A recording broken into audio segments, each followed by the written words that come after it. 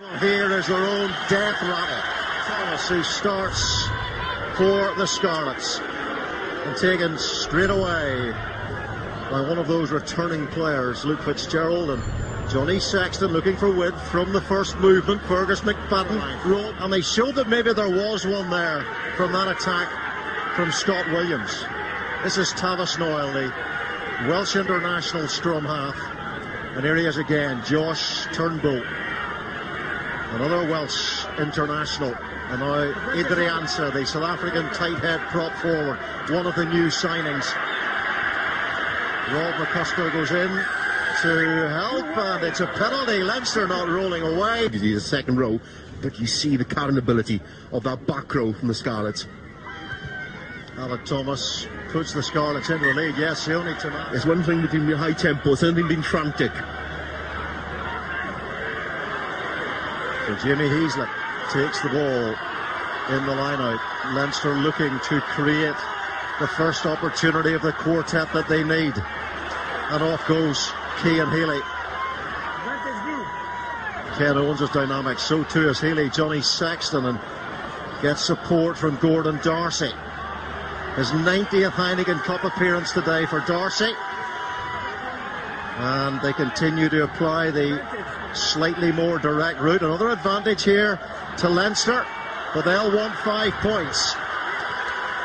Isaac Voss gets it out to the skipper, and then they move even closer to that line. There is such intent about this Leinster drive here.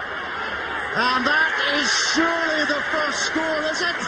Have Leinster got the ball down through Mr. Dynamic himself? Healy to finish it off. He stayed so low there, Cian Healy. He was almost worm-like going across the line there. Not a bad scrummage by the Scarlets. In comes Liam Williams, back after that concussion, the ex-scaffolder. How ferocious was he when he was playing for Wales in the autumn, Liam Williams? Big heart, Liam Williams, very strong. George Earl, the South African, taking the ball in there for the Scarlets. Here is Alec Thomas. No Reece Priestland, of course, out for 6 months with that Achilles rupture. Alright, Thomas is trying to take that ball all the way to the gangline. He met with a wall of defenders from Leinster. Ken Owens laid the ball back beautifully there, didn't he? And it's Scott Williams again. Kept hold of the ball, lost his shorts. Tavis Noyle to Alec Thomas, and he's got Christian Phillips outside him, and Phillips goes in to help the clear out. So there's lots of energy about this Scarlet side going forward, and it's Rob McCusker, the captain. Kieran Murphy was supposed to start at 8. But there was a late switch, McCusker moving into that role. Tavis Noyle once more, and it's just about managed to hang on to the ball through Kelly. But there's an advantage to the Scarlets. This is Gareth Moll firing the ball to Liam Williams. He tries the drop at goal. Very sweet. What went in there was tremendous. What commitment. And commitment from the pack again. And Scarlets are under pressure again, and Leinster might make them pay again, and they do through Shane Jennings. They're leaving it to the Swamp Monsters tonight. Johnny Sexton, I wonder has he considered taking the conversions a little bit quicker than he normally would, just to... Oh, demolished. Healy wants to go. And of course he wants to go. And the forwards are in to drive him towards the base of that post. And there's the ball. Will they get the composure this time? Here is Heaslip. Desperation defending by the men in white. There's a penalty coming. Here is Healy. The forwards want to do it all tonight for Leinster. The backs might get their chance now. Here's Ethan Athewa. Phil John makes a big tackle on the Fijian international.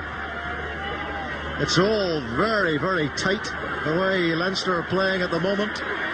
No sign of them opening up just yet. But that moment may come soon. It may come right now. It might come from Sexton. Johnny Sexton being driven towards the line. Again, it's great defence by the Scarlets, but for how long can they do this? Cian Healy trying to roll away and get over the line. Surely now, and Luke Fitzgerald goes in, and Leinster. Tony Sexton finds his target, the man of the match in the 2011 Heineken Cup final. Keeping it close. 10 carries for Ken Owens. Gareth Moll crawls another few inches. Here's Tamani. Phase number 13. That's a good drive from the Scarlets. Now the chip comes in. Oh, Liam Williams is completely free. And Liam Williams, all he's got to do is catch and drive. And the Llanelli Scarlets get the reward to baby one. But he's missed the kick anyway. It has been a gripping first 40. Now, entertaining and electrifying first half. Two sides showing plenty of attacking talent. Really, some wonderful attacking play, some big hits in as well. Maybe he would have won that and got himself a Heineken Cup glass tumbler as opposed to a vase. And that's a good restart take by Devon Toner, who of course put in a beautiful pass for Luke Fitzgerald. Quick start, a blitzkrieg start from Leinster. And they've got the scrummage right. That is part one completed. And here is Rob Kearney. And Rob Kearney scores for Leinster who get one hand firmly onto that life raft. And the quick feet of Kearney and the pace took him over. Josh Turnbull takes the ball from the line out, and Gareth Davis into the night sky, and Luke Fitzgerald can't get there. Jonathan Davis, he can't control it either, but here comes Fenby. Good work by Fenby. Gets support too. Now Davis and George Earl hit the ball at pace there. That was good from Scarlets. Advantage to the Welsh region. Good tackle by Van der Merwe there. Ken Owens showing his power in the loose there.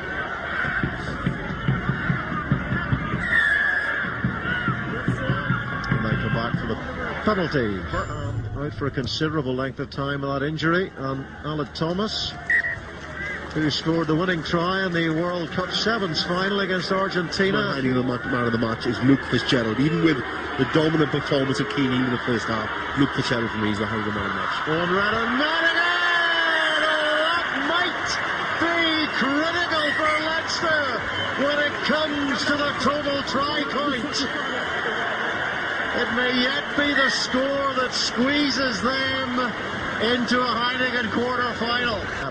From Leinster here, Samson Lee takes it on.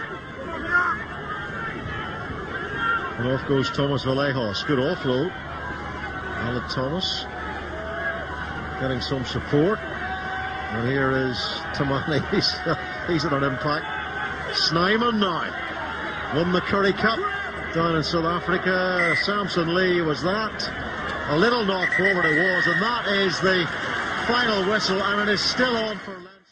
Même à rentrer réellement dans cette rencontre avec une première percée réalisée par Julien Bardi. Bardi qui trouve Fofana tout seul, un peu trop seul, il temporise, il attend son soutien, il est pris, mais le ballon est conservé par les Auvergnats. L'action peut continuer avec un ballon écarté sur James. L'action qui continue en faveur de Clermont avec Regan King qui retrouve James. James Lachistera, c'est déjà la deuxième pour Sivivatou, puis le relais de Zirakashvili, et l'action ne va pas aller au bout, mais les Clermontois obtiennent une pénalité que va transformer Morgan Parra, un Morgan Parra impeccable au cours de cette soirée, 100% de réussite au pied pour le demi-mêlée international. 3-0 pour Clermont, et dans la minute qui suit, les Clermontois ont le ballon dans leur propre 22 mètres et entament une relance avec ce ballon qui va aller jusqu'à Sivivatou, petit coup de pied à suivre par-dessus, le rebond est favorable à Damien Chouli qui a du soutien à ses côtés avec une nouvelle fois Wesley Fofana, le raffut de Fofana qui continue d'avancer, il est repris, mais le ballon est toujours en faveur des Clermontois, le ballon qui sort rapidement avec Bonner qui écarte la passe volleyée, ça va aller jusqu'à Butin pour Nalaga qui est stoppé le long de la ligne de touche, mais les ballons sortent rapidement, Morgan Parra colle au ballon pour dynamiser le jeu, la Chistera de Chouli, c'était la soirée spéciale Chistera au cours de cette rencontre, ballon toujours pour les Clermontois avec James qui peut écarter ce ballon pour Regan King, devinez quoi, Chistera pour Wesley Fofana qui va aller marquer le premier essai de cette rencontre après 13 minutes. Clermont mène 10-0 face à Exeter. Admirez au passage la magnifique Chistera de Regan King pour Wesley Fofana qui va marquer son 4e essai cette saison en Coupe d'Europe. Morgan Parra va rajouter une pénalité pour porter le score à 13-0. On retrouve les Clermontois à l'attaque avec Fofana, le ballon qui sort une nouvelle fois. Il y a une énorme surnombre sur l'extérieur, bien négocié et conclu par Jean-Marcelin Butin qui va marquer le 2e essai de Clermont. Après 22 minutes, Clermont mène déjà 20-0 grâce à ce 2e essai inscrit par Jean-Marcelin Butin. 20-3, ce sera le score à la pause. Vern Cotter peut être plutôt satisfait de la prestation de ses joueurs sur l'ensemble des 40 premières minutes. Mais dès le début de la seconde période, grosse frayeur pour les Clermontois avec cette balle interceptée par Gareth Stinson, le demi d'ouverture d'Exeter. Il est parti de sa ligne de but. Il y a un surnombre. Les Anglais qui sont dans une position très favorable, qui doivent aller au bout avec cette croisée pour Jess. C'était peut-être pas la meilleure idée parce que Jess va retrouver les défenseurs clermontois. Admirer quand même au passage le magnifique repli défensif des Auvergnats. L'action qui continue, qui va aller jusque dans les mains de Ben Moon, le pilier qui tombe sur Julien Bonner. L'action là encore ne va pas aller au bout pour les joueurs d'Exeter. Franck Azema peut être satisfait lui aussi parce que ça montre toute la solidarité, toute la concentration des Clermontois dans ce match. Il va falloir quand même attendre quasiment 1 heure avant que les Clermontois fassent la décision dans cette rencontre, avec ici un ballon à 5 mètres de la ligne repris par Damien Chouli qui étend le bras pour aller marquer le 3e essai de ce match. Le score est alors de 27-3 en faveur de Clermont face à Exeter après 61 minutes.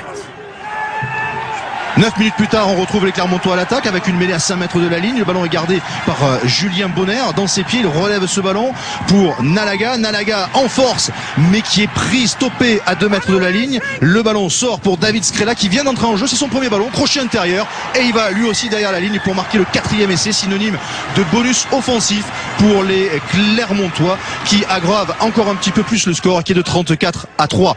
74e minute, la percée de Ludovic Radosavljevic, la longue passe pour Jean-Marcelin Butin très légèrement en avant, et le 2e essai personnel pour l'arrière clermontois dans cette rencontre, le 5e en faveur des Auvergnats. Le score est alors de 41-3 en faveur de Clermont face aux Chiefs d'Exeter après cet essai de Jean-Marcelin Butin. Un petit dernier pour la route, ça sera dans la dernière minute de cette rencontre à la suite d'une série de pick and go.